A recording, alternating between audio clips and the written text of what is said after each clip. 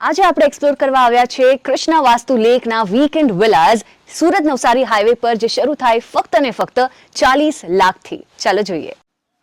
Entrance પર છે તમારું garden and that's your swimming pool. આ છે તમારું મોડર્ન લિવિંગ એરિયા, એ રહ્યું તમારું ટીવી યુનિટ.